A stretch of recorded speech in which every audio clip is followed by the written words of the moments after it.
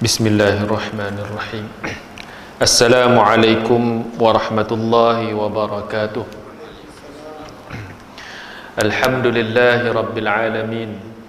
Nahmaduhu wa nasta'inuhu wa nastahdihi wa nastaghfiruh. Wa na'udzu billah min syururi anfusina wa min sayyiati a'malina.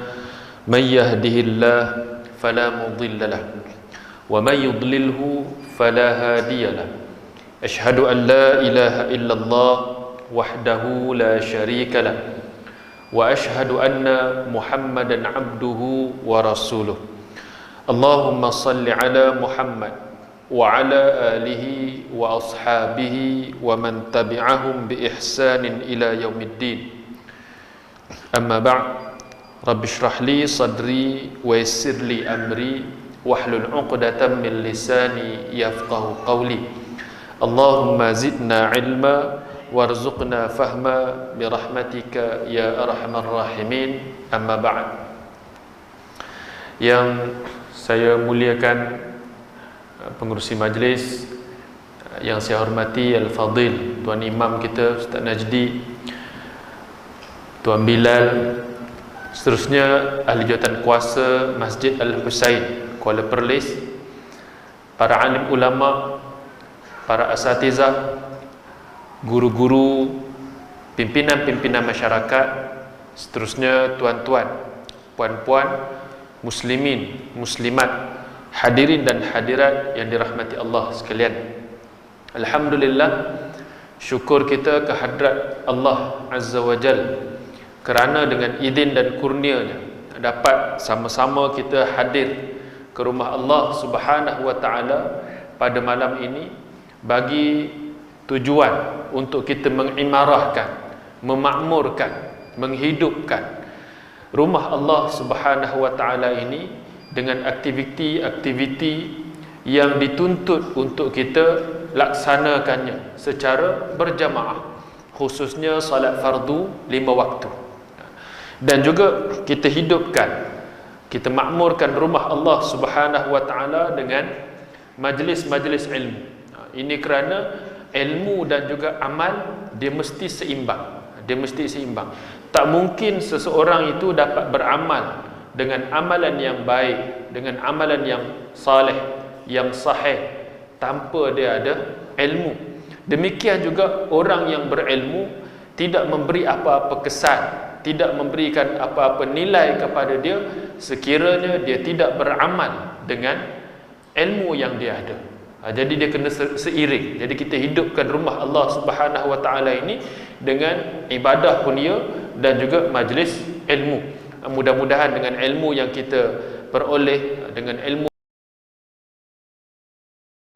daripada Allah Subhanahu wa taala, dan kita minta supaya Allah Subhanahu wa taala memberikan daripada ilmu ini nilai tambah kepada kehidupan kita. Dengan bertambahnya ilmu, bertambahnya kualiti akidah kita, kualiti iman kita, pegangan kita. Dengan bertambahnya ilmu, bertambah juga nilai ibadah kita di sisi Allah Subhanahu wa taala, kekhusyukan kita, ketelitian kita dalam melaksanakan ibadah. Dan juga dengan bertambahnya ilmu, kita nak supaya akhlak kita lebih baik dari semasa ke semasa, insya-Allah. Muslimin muslimat, hadirin dan hadirat yang dirahmati Allah sekalian, dalam ihya masjid pada kali ini insya-Allah kita akan kongsikan berkenaan dengan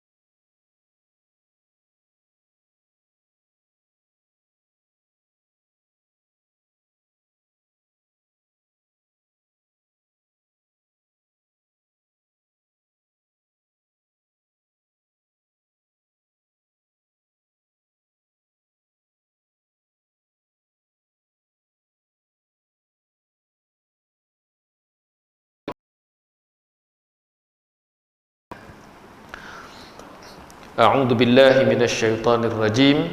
Bismillahirrahmanirrahim. Qad aflahal mu'minun.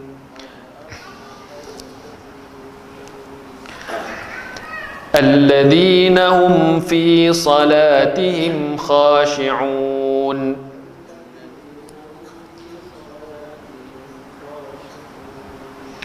والذين هم عن اللغو معرضون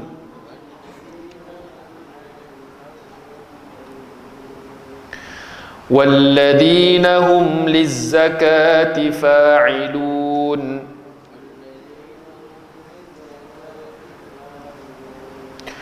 والذين هم لفروجهم حافظون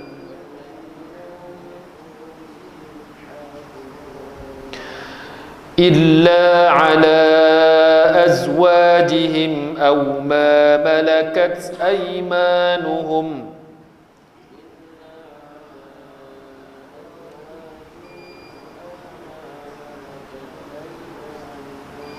فإنهم غير ملومين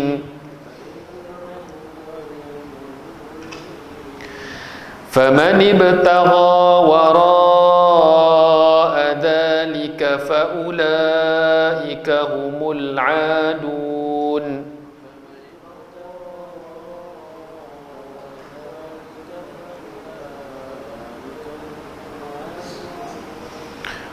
والذين هم لأماناتهم وعهدهم راعون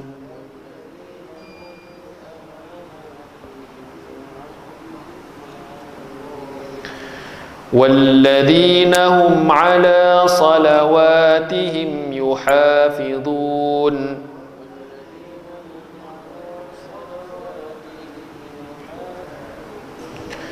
أولئك هم الوارثون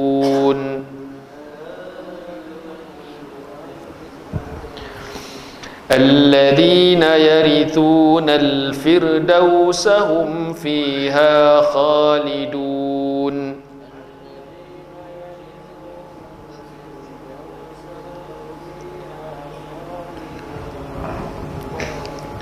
Sadaqallahul Azim. Baik, itu adalah ayat yang pertama hingga ayat ke-11 surah Al-Mu'minun, dan kita tengok terjemahan dia, iaitu Allah Subhanahu wa taala menyatakan pada ayat yang pertama, sungguh beruntung orang-orang yang beriman, iaitu mereka yang khusyuk dalam sembahyang dan mereka yang menjauhkan diri dari perbuatan dan perkataan yang sia-sia, dan mereka yang berusaha membersihkan hartanya dengan menunaikan zakat harta itu, dan mereka yang menjaga kehormatannya kecuali kepada isterinya atau hamba sahayanya, maka sesungguhnya mereka tidak tercela. Kemudian sesiapa yang mengingini selain dari yang demikian, maka merekalah orang-orang yang melampaui batas. Dan mereka yang menjaga amanah dan janjinya, dan mereka yang tetap memelihara sembahyangnya, mereka itulah orang yang berhak mewarisi, yang akan mewarisi syurga Firdaus, mereka kekal di dalamnya. Jadi itu ayat dan juga terjemahan surah Al-Mu'minun ayat 1 hingga 11. Jadi alhamdulillah, surah ini kita tidak pergi secara detail lah dari sudut tafsirnya, kita cuma nak ambil ibrah dalam masa yang singkat ini, iaitu surah ini Allah Subhanahu wa taala turunkan kepada Nabi SAW dan juga kepada orang yang beriman, yang benar-benar beriman pada waktu itu. Dan ini menjadi satu khabar gembira, satu berita tentang kebahagiaan, satu berita tentang anugerah, hadiah yang Allah Subhanahu wa taala berikan untuk masyarakat yang pada waktu itu, yang mana mereka ini berpegang teguh dengan agama Allah Subhanahu wa taala. Surah ini surah Makkiyah, turun sebelum daripada peristiwa hijrah Nabi SAW, yang pada waktu itu tentangan ataupun ujian yang melanda pada umat Islam pada waktu itu sangat berat, sangat dahsyat, yang datang daripada kaum musyrikin, golongan yang kufur kepada Allah Subhanahu wa taala. Jadi dengan sebab itu Allah Subhanahu wa taala nak pujuk hati orang yang beriman, nak bagi tahu kepada orang yang beriman bahawa kamu jangan risau. Kamu berada di pihak yang benar, kamu telah ikut Rasulku, Rasul Allah Subhanahu wa taala, dan Allah Subhanahu wa taala berikan khabar gembira. Bermula dengan ayat yang pertama, Allah Subhanahu wa taala menyatakan qad aflahal mu'minun. Telah menanglah orang-orang yang beriman, telah menang. Tiba-tiba Allah Subhanahu wa taala beritahu tentang kemenangan. Nak bagi tahu tentang kemenangan. Iaitu apa dia?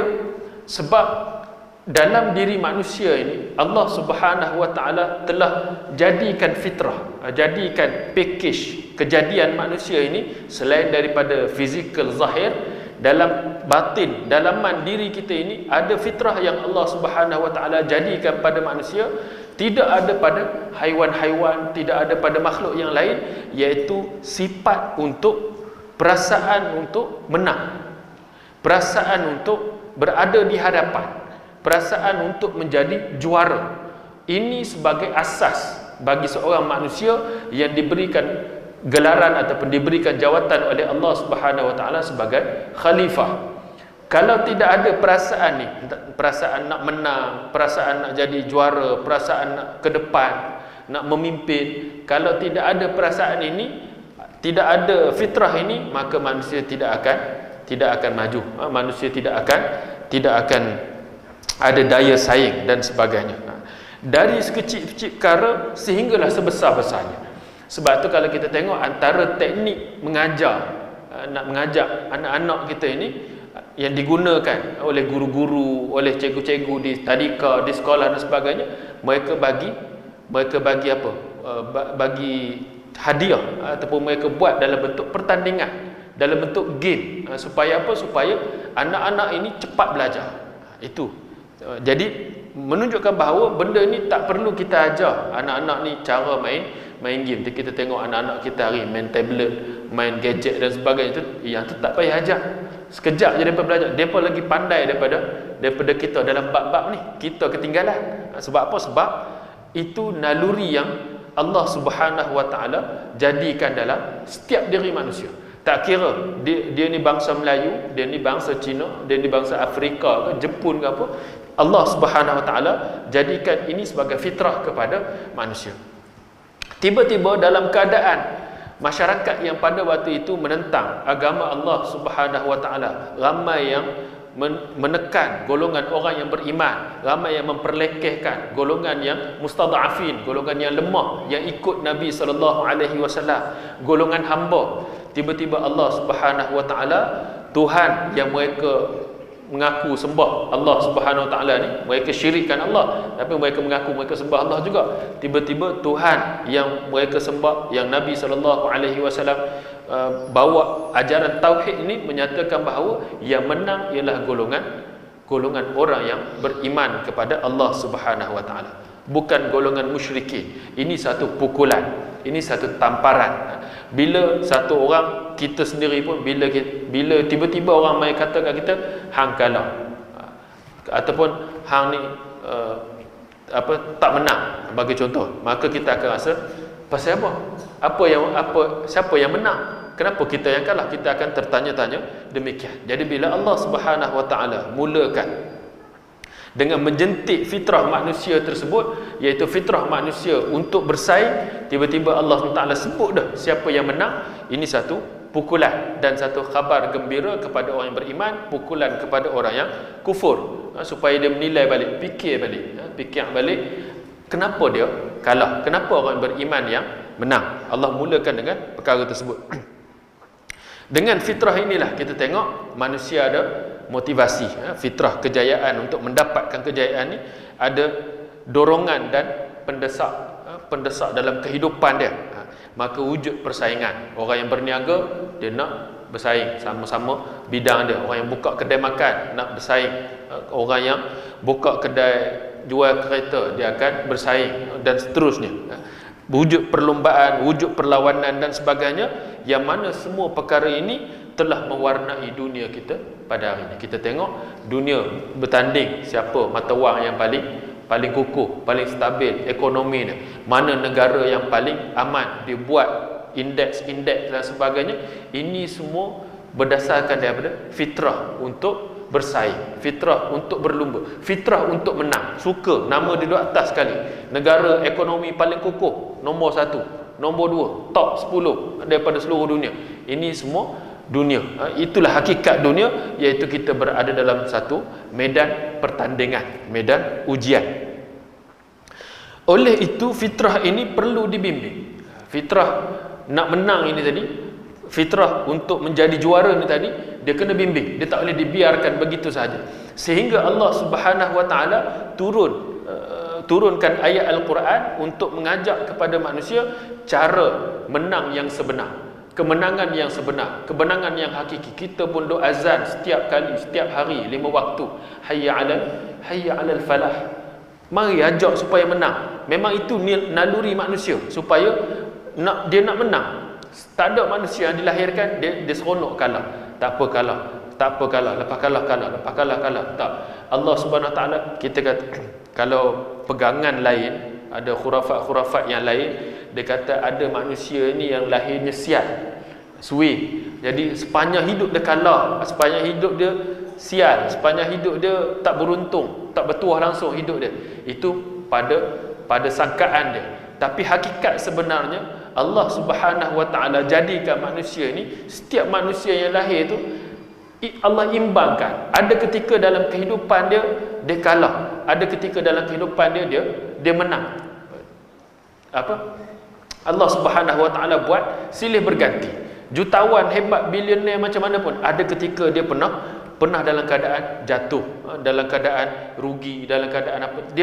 Selagi dia hidup atas dunia, dia terdedah kepada kemenangan dan juga kekalahan. Tapi dalam banyak-banyak agama ini, Allah Subhanahu Wa Taala ajar umat Islam supaya menyeru kepada kemenangan. Hayya 'alal falah. Marilah kepada kemenangan. Marilah menuju kemenangan. Ini satu agama yang memotivasikan umat. Satu agama yang memberikan dorongan, faktor kepada umat dia untuk membangun. Hayya 'alas salah. Setiap hari, setiap waktu diserukan, menjadi syiar kepada agama. Agama ni bukan nak umat dia kalah, tak ada. Agama dia tak nak umat dia ketinggalan di belakang. Allah Subhanahu Wa Taala hantar agama ni, turunkan agama ini melalui Nabi SAW, ajar supaya kita menjadi umat yang first class, umat yang menjadi kiblat dunia, umat yang menjadi contoh, qudwah hasanah kepada masyarakat sekeliling. Oleh sebab itu fitrah ini tadi perlu dibimbing, dikawal dan disiplinkan. Islam ajar cara dia macam mana, yang tidak supaya tidak menjerumuskan manusia kepada kerosakan dan kemusnahan. Berapa ramai orang cuba untuk menang, orang cuba untuk berada di hadapan, tapi dengan cara menindas, menganiaya orang lain, dengan cara menzalimi pihak yang lain. Kita tengok seluruh dunia macam itulah. Ada golongan yang dibunuh, ada golongan yang ditindas, dipenjarakan dan sebagainya, tanpa ada alasan yang munasabah. Sebab apa? Sebab nak menunjukkan kekuasaan. Ini nak tunjukkan kekuasaan, nak tunjukkan dia lebih daripada orang lain. Sabotaj dan sebagainya. Menjatuhkan satu pihak yang lain dengan cara yang tidak betul. Sebaliknya Islam mengajar dengan cara mencapai kemenangan dengan membawa kebaikan dan juga kebajikan. Realitinya kita tengok mana-mana pun pertandingan yang dianjurkan oleh manusia, sama ada di pihak kerajaan, di pihak persendirian, guru-guru ke apa sajalah, setiap manusia ni dia akan buat pertandingan, ataupun dia sendiri letak dalam diri dia sedang bersaing, dia sedang buka medan persaingan. Orang lain tak tahu pun, dia mungkin duduk dengan kawan dia belajar sama-sama, tapi dia letak dalam diri dia, aku sedang bersaing dengan kawan ni, nak skor dalam subjek, nak dapat A sebagai contoh. Kawan dia tak tahu pun dia sedang ditandingi, tapi itulah sifat manusia. Sebaliknya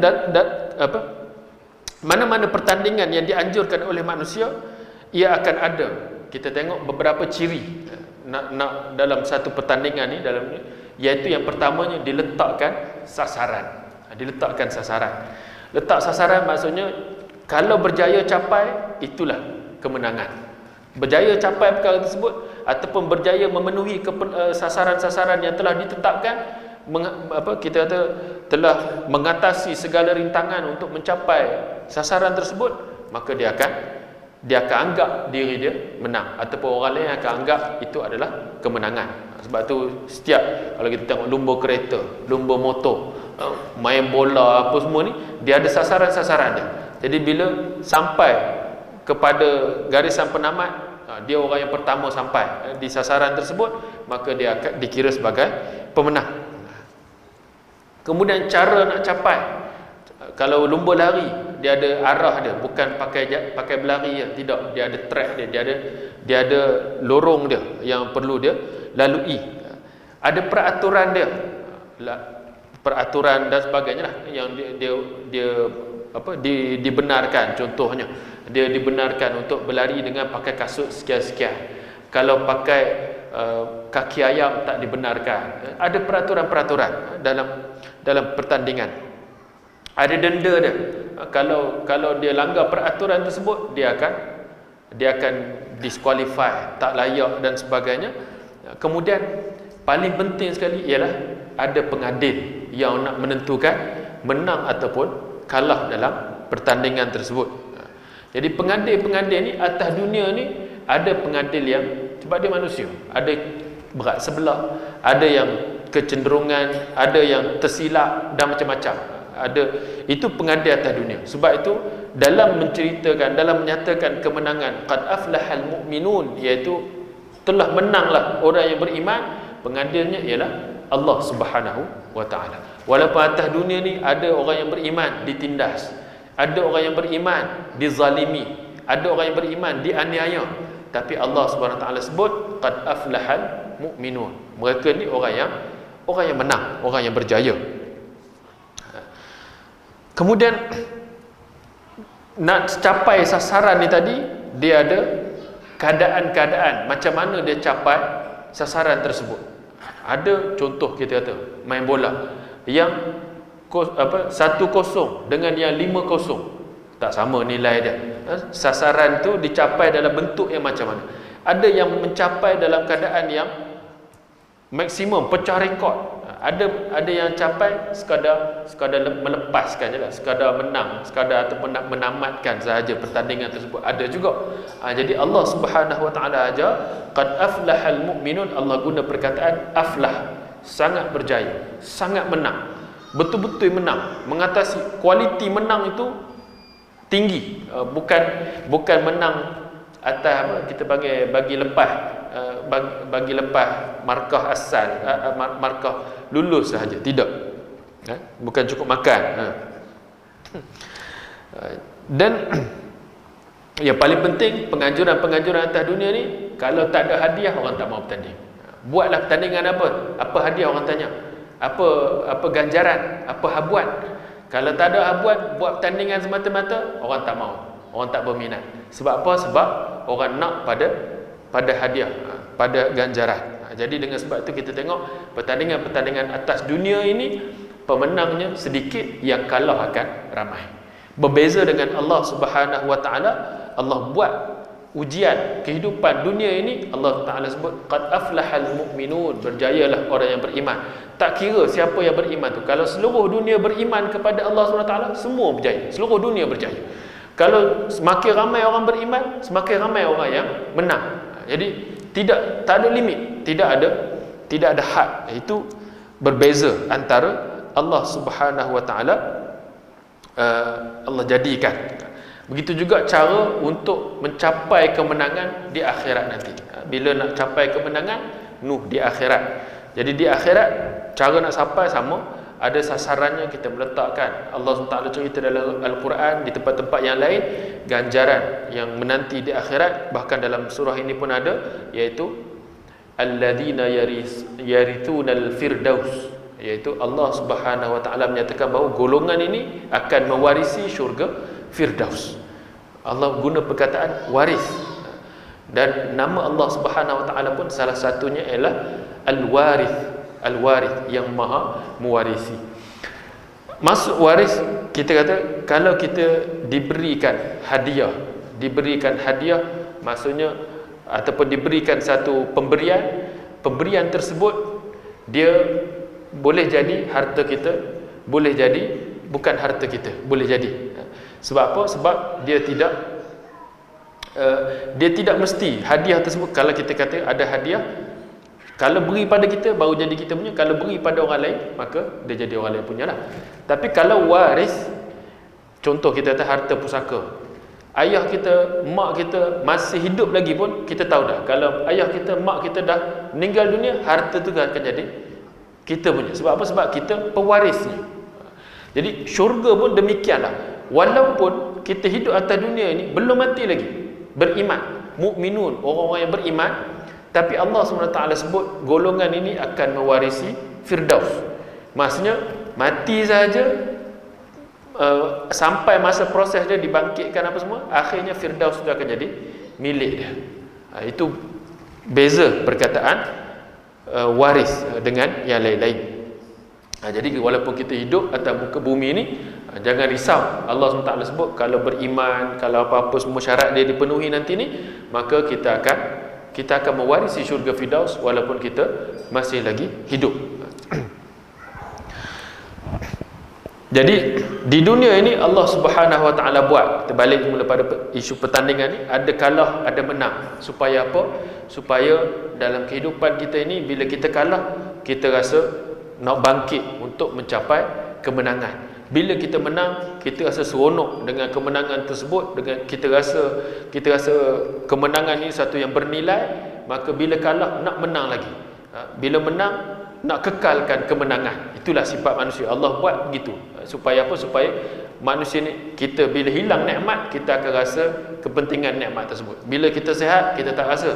Tapi bila kita sakit, kita rindu kita yang sihat. Allah kalau sihat boleh berkebun. Allah kalau sihat boleh buat bendang. Allah kalau sihat boleh pergi laut. Allah kalau sihat boleh pergi pejabat. Seronok. Tapi sebab apa? Sebab kita sakit. Begitu juga bila kalah, ada ketika kita kalah ni. Jadi bila Allah SWT sebut kemenangan, maka kita nak capai kemenangan tersebut. Itu sebagai dorongan dalam semua perkara. Beza kejayaan dunia dan kejayaan akhirat, pemenang di dunia terhad. Kadang-kadang hadiah tu, contoh kita kata menang hadiah RM1,000. Buatlah pertandingan apa? Pertandingan lomba lari bagi contoh. Hadiah RM1,000. Ada kadang-kadang menang dapat hadiah tu sehari habis dah. Ataupun sekali belanja habis dah. Begitu. Tapi dekat akhirat, Allah Subhanahu Wa Taala janjikan kemenangan berupa syurga yang tidak ada had. Seluruh manusia boleh berpeluang masuk ke dalam syurga Allah SWT kalau dia menang. Tak ada yang kata kita hadkan orang yang beriman ni sekadar 100,000 orang, sekadar 1,000,000 orang je, baki lain tak ada. Allah SWT tidak buat yang demikian. Jadi tidak ada had, terbuka, agama ni terbuka. Jadi Allah SWT jadikan dia macam tu. Kenapa? Kerana Allah SWT itu Al-Ghani, iaitu yang maha kaya, dan Allah SWT itu maha pemurah. Allah Ta'ala yang maha pemurah. Dan jangan kita rasa kita je yang nak berlumba ni. Kita saja yang nak berlumba ni. Untunglah orang-orang yang telah dipilih oleh Allah Subhanahu Wa Taala menjadi nabi, menjadi rasul. Mereka tak termasuk dalam golongan yang nak kena berlumba-lumba ni. Tidak. Yang nak kena berlumba ni semua sekali, termasuk Nabi sallallahu alaihi wasallam. Nabi sallallahu alaihi wasallam. Imam An-Nasa'i rahimahullah dalam kitab tafsir dia disebut daripada Yazid bin Babanus. Kata Yazid, qulna li Aisyata ya ummul mu'minin kaifa kana khuluqu Rasulillah sallallahu alaihi wasallam. Wahai ummul mu'minin, macam manakah keadaan akhlak Rasulullah sallallahu alaihi wasallam? Qalat, kata Aisyah, kana khuliqa Rasulullah sallallahu alaihi wasallam al-Quran. Adalah akhlak Nabi sallallahu alaihi wasallam al-Quran. Faqara'at, maka Aisyah pun dia baca qad aflahal mu'minun hatta intahat ila walladina hum ala salawatihim yuhafizun. Dia baca ayat 1 hingga 10 surah Al-Mu'minun. Qalat, kemudian kata Aisyah, hakadha kana khuluq Rasulillah sallallahu alaihi wasallam. Demikianlah akhlak Rasulullah sallallahu alaihi wasallam. Ayat ini turun kepada Nabi sallallahu alaihi wasallam dan juga kepada orang yang beriman. Nabi orang yang beramal dengan ayat ini.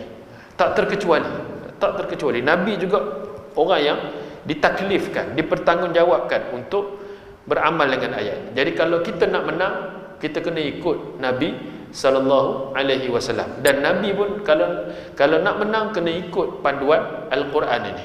Qad aflahal mu'minun, maka berjayalah orang yang beriman. Orang yang beriman itu termasuk Nabi sallallahu alaihi wasallam. Kalau kita nak dibangkitkan bersama dengan Nabi, bersama dengan golongan yang menang di hari akhirat nanti, kena ikut ayat ini. Ada beberapa ciri ciri orang-orang yang berjaya menurut surah Al-Mu'minun. Nama surah pun surah Al-Mu'minun, surah untuk orang yang beriman. Seolah-olah Allah Subhanahu wa taala nak berikan kelebihan, betul-betul kelebihan ini kepada orang yang mengikut Nabi sallallahu alaihi wasallam.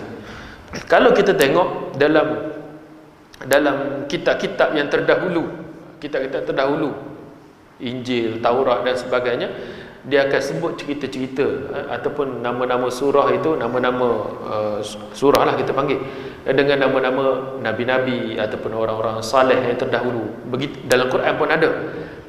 Kemudian disebut dalam Quran ada surah yang khusus, surah berkenaan dengan Muhammad, surah Nabi sallallahu, surah berkaitan dengan Nabi sallallahu alaihi wasallam. Dan Nabi satu hal, untuk umat dia pun ada juga surah yang khusus, surah Al-Mu'minun. Walaupun kita pada waktu itu tak lahir lagi, 1400 tahun kemudian baru kita ada hari ini. Begitu juga anak cucu cicit zuriat kita akan datang, mungkin 10,000 tahun akan datang, baru nak lahir, baru nak ada atas dunia ni, baru nak ada di atas perleh ni. Kita dah salat sini lama dah di Masjid Husain ni, depa tu tak lahir lagi, bagi contoh.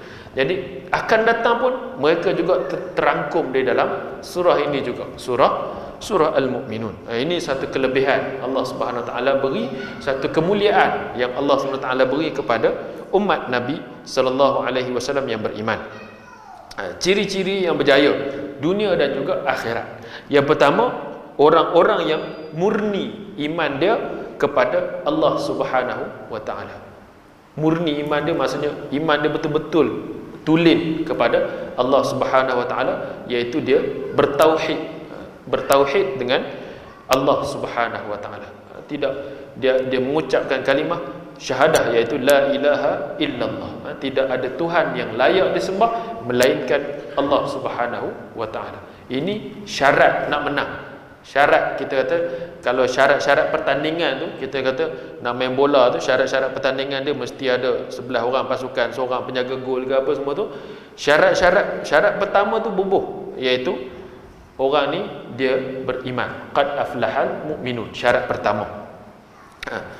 Kalau kita kata nak masuk sekolah, nak masuk universiti, syarat pertama kena ada SPM bagi contoh. Tak ada syarat ni, cerdik macam mana pun tak boleh masuk universiti. Tak lepas. Walaupun cerdik, kita kata yang dapat masuk universiti tu boleh tentu cerdik, mungkin SPM dia B saja, C saja. Yang ni cerdik ni, genius otak dia, tapi SPM sijil dia mana? Tak ada. Tak boleh nak dinilai, tak boleh nak iktiraf, tak layak. Sebab tu kita kata ada orang dok bertanya, kata orang yang mukmin, yang muslim, tapi dok buat jahat, dok khianat kat orang, zalim ni apa semua ni, dia masuk syurga ke? Dengan satu lagi orang yang mana dia tidak muslim, dia musyrik, tetapi dia buat baik, dia bantu anak yatim, dia bangunkan yayasan tu, dia bangunkan yayasan sekian-sekian, dia buat sedekah untuk penyakit kanser apa semua, dia buat kebaikan lah. Contoh, kenapa yang satu ni tak masuk syurga, yang satu ni akhir sekali lepas kena azab apa semua tu, akhir sekali masuk syurga juga, walaupun ada sebesar biji sawi iman. Sebab apa? Sebab syarat nak masuk syurga, syarat pertama dia ialah beriman. Baik macam mana pun, kalau tak beriman, kita tanya dia sebab apa dia baik. Kita boleh pertikaikan lagi kebaikan dia. Sebab apa dia baik? Sebab kita ada simpati, empati, dia sedih, dia tak boleh tengok orang yang dalam keadaan kesusahan. Sebab apa dia sedih? Hanya semata-mata kerana fitrah dia ataupun kebiasaan sekeliling dia macam tu. Dia tak tergamak, tak sanggup nak tengok orang dalam keadaan kebuluran, sekadar itu. Tapi orang yang beriman, kita boleh tanya dia kenapa dia buat kebaikan. Dia kata ini adalah perintah daripada Allah Subhanahu Wa Taala. Selain daripada dia ada simpati juga, dia ada empati juga, nilai yang paling tinggi ialah nilai itu adalah perintah kebajikan. Allah SWT suruh buat kebaikan, kebajikan. Itu beza dia. Jadi kita buat kebaikan apa semua, satu orang mukmin buat kebaikan dengan satu orang yang kufur buat kebaikan, nilai kebaikan dia tidak sama di sisi Allah Subhanahu Wa Taala. Itu syarat yang pertama, iaitu orang yang murni iman dia kepada Allah Subhanahu Wa Taala. Yang kedua ialah orang yang khusyuk di dalam salatnya. Alladzina hum fi salatihim khashi'un. Orang yang mana di dalam salat dia khusyuk. Menunjukkan bahawa nak menang iman saja tak cukup. Iman saja syarat asas lepas dah. Tapi tadi kita kata nilai kemenangan tadi tu dia ada tingkatan-tingkatan dia. Dia ada ranking dia. Kalau kita nak capai rekod satu rekod itu, kita nak tengok, kita kata ada pertandingan yang kita kata atas dunia ni peringkat mungkin kita peringkat kampung, pergi tinggi sikit peringkat daerah, pergi tinggi sikit mungkin pergi pada peringkat negeri, tinggi lagi peringkat kebangsaan, tinggi lagi peringkat antarabangsa. Yang ni kita kalau dah peringkat kebangsaan, peringkat antarabangsa ni, yang masuk tu semua juara-juara, yang johan-johan di tempat-tempat dia. Jadi mereka ni bertanding bukan setakat nak menang, untuk kualiti lagi. Kalau peringkat dunia, peringkat antarabangsa nak pecah rekod. Yang pertandingan tu kita panggil pertandingan yang berprestij. Yang apa kita ada nilai yang tinggi lah. Semua penuh dengan skill, kemahiran dan sebagainya. Yang paling lekeh pun kalau lawan dengan kita kalah kita. Contohnya lah. Jadi demikian juga orang yang beriman ini ada tingkatan-tingkatan dia. Yang pertama Allah Taala sebut selepas yang beriman, orang yang berjaya ni selepas dia beriman, iaitu orang yang khusyuk di dalam salat dia. Iaitu dia khusyuk ini dia memusatkan. Dia kata Ibnu Abbas radhiyallahu an, iaitu orang yang takut kepada Allah lagi tenang.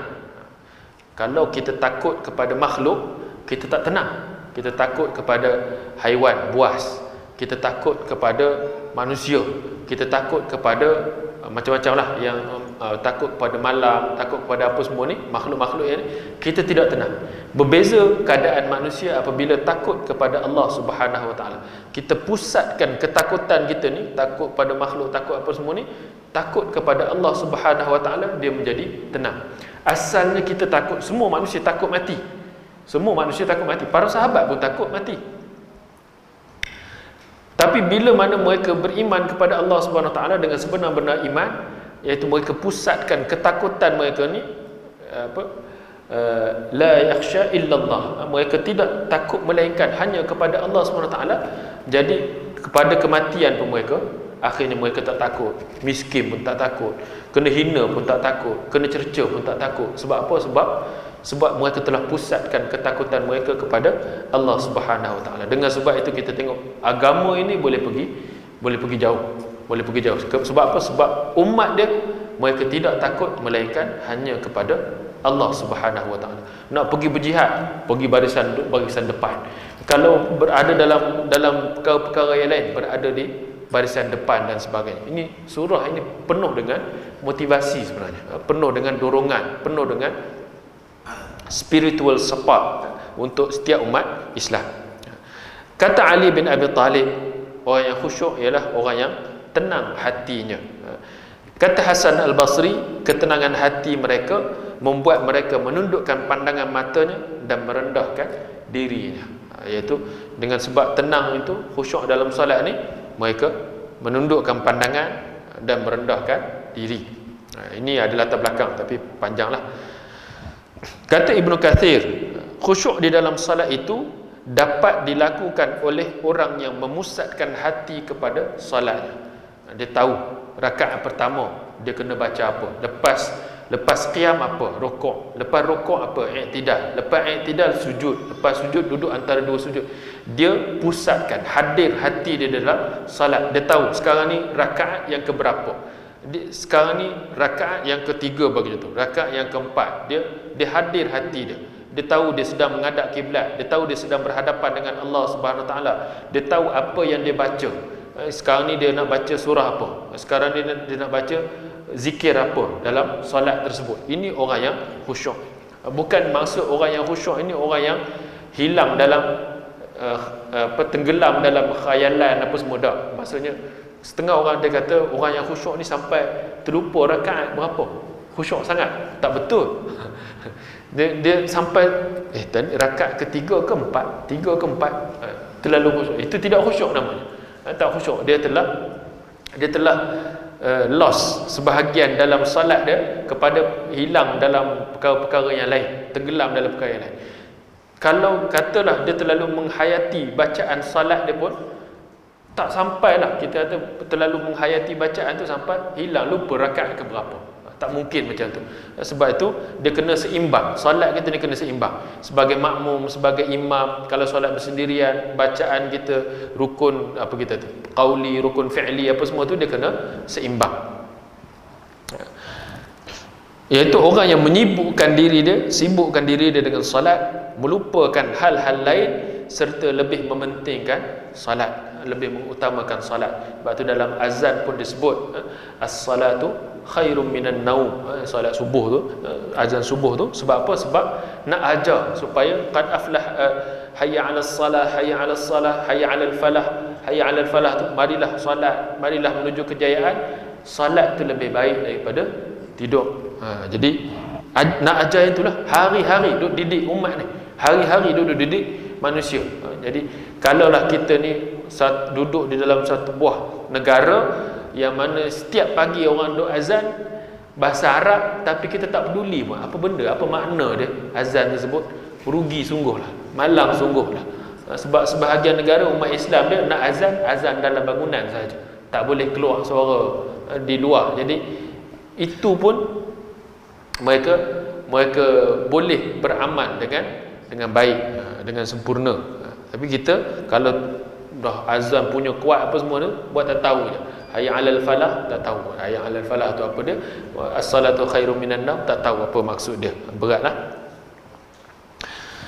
Kemudian yang ketiga iaitu orang yang menjauhkan diri dari perbuatan dan perkataan yang tidak berguna. Ini sifat orang yang menang. Dia fokus.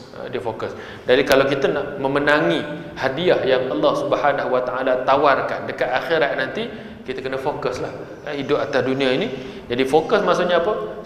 Kita hidup singkat. Paling lama mana kita rekod orang Melayu, kita hidup paling lama baru ni Ungku Azim meninggal umur 98. Kita ni tak ada lagi sampai umur 98. Itu sihat lagi tu, meninggal apa sebab tua, bukan kecil manis apa semua tu. Jadi kita ni katalah umur 100 tahun. 100 tahun ni masih lagi singkat. Tolak tidur, tolak umur baligh, tolak apa semua. Jadi dalam tempoh yang singkat ni, tolak keluar masuk wad, tolak apa semua ni, tempoh yang singkat ni kita nak supaya seoptimum mungkin, sebanyak mungkin untuk kita dapatkan pahala kita. Dalam keadaan sihat, ketika sakit dah tak boleh dah solat pun sambil baring, kalau koma terus tak sedar contoh. Jadi dalam keadaan tersebut kita nak yang optimum.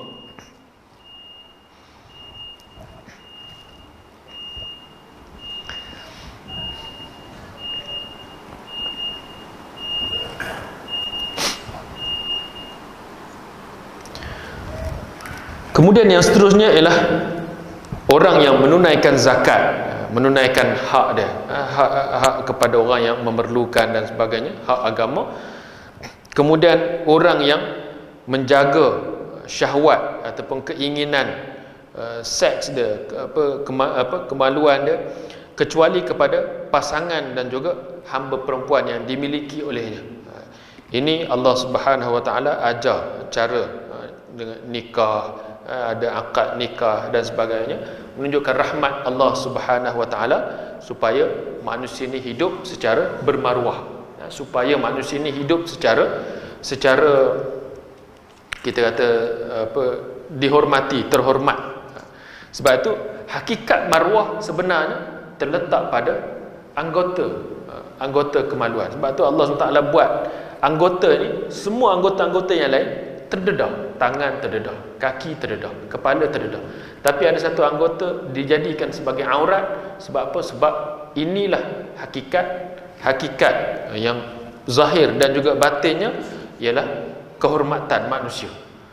Sebab tu kita tengok walaupun orang yang tak beriman, bila pergi kita kata pergi pantai ke pergi apa semua, pergi tempat libur apa semua ni, dia tetap tutup perkara tu, walaupun tak sempurnalah tutup aurat dia tu, tapi benda tu bukan didedahkan dengan secara terbuka begitu, melainkan kalau dia dah hilang dah rasa malu, dah hilang, dah jadi macam binatang, dah jadi apa semua, itu lain cerita lah.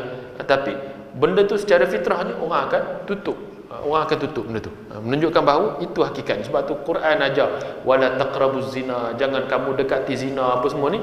Punca dia tadi, apa-apa saja yang membawa ke arah itu, maka itu akan mencemarkan maruah, akan mencemarkan kehormatan manusia.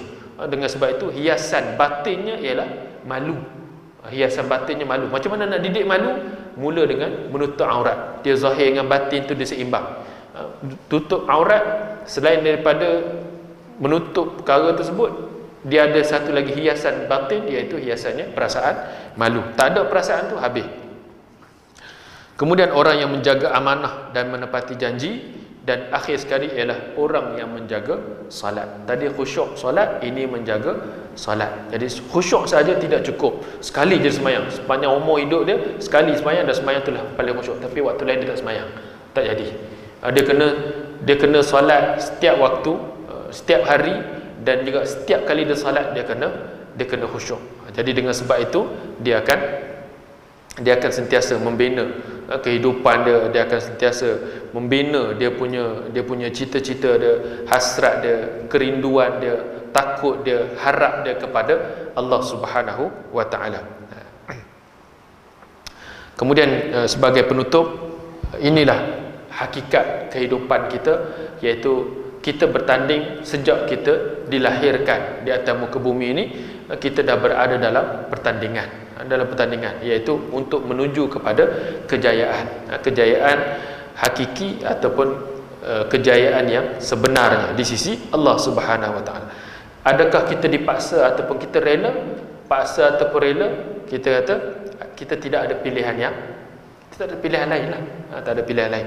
Kemudian bila demikian, sebab apa kita tak ada pilihan yang lain? Sebab kita hanya ada satu Tuhan. Qul huwallahu ahad. Tidak ada Tuhan yang lain. Kalau ada Tuhan yang lain, bolehlah kita lari ikut lain. Tapi tidak ada Tuhan yang lain, menunjukkan paksa atau rela kita dah berada dalam ini. Kalau ada manusia yang tak berminat dengan perlombaan ini, tidak berminat, dia itu tidak menjejaskan apa-apa kepada penganjur pertandingan ini, iaitu Allah Subhanahu wa taala. Allah tak rugi apa-apa pun. Kalau dalam perlawanan dunia ni tiba-tiba orang pakat yang atlet-atlet yang nak bertanding tadi pakat boikot, lari ataupun tak nak berlari, ikutlah siapa nak menang lah.